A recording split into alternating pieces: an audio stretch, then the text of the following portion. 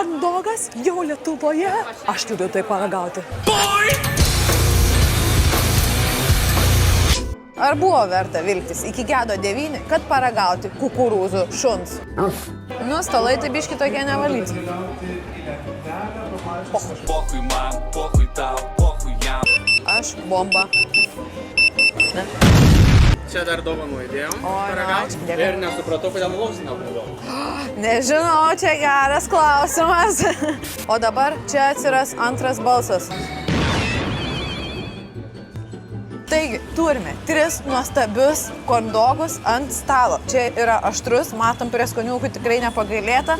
Čia yra klasikinis su vištienos dešrele, o čia yra mėlynės tešlos su mozzarella, sakė pats populiariausias. Tai, manau, pirmą paimsime dešrą į burną. Oh my.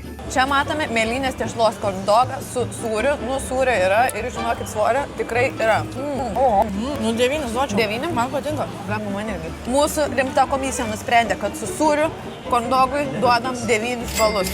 Tikrai, nusipelnėm. Dabar ragausim amerikietišką su vištienos dešrele. Visiškai skirtingi skoniai. Galvojau, kad man labiau patiks kukurūzų tešlos, bet sakyčiau, galbūt mėlynės netgi labiau patiko. Kiek balsas duoda šitam klasikiniai amerikietiškam? 9 irgi. 9? Aš gal šitam duosiu 8, nes pirmasis geresnis buvo. Na ir ką, dabar eikime prie aštriojo. Oho. Nu, aštroka. Aštroka. Gaisrininką, gelbėkite, moteris dega. Aš šitam duodu 8,5.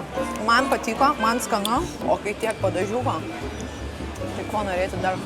Apibendrinant galiu pasakyti, kad tikrai padarė tokį ilgą, didžiulį įspūdį, aš sakyčiau, vos tilpo į burną, nors esu įpratus namuose ir prie didesnių kartais. Kaina nustebino 4 eurai, tikrai galima labai sočiai užkasti, na ir kažkas naujo nematyto. Žinokit, ant paklo taip rekomenduoju, visai smagu, ne?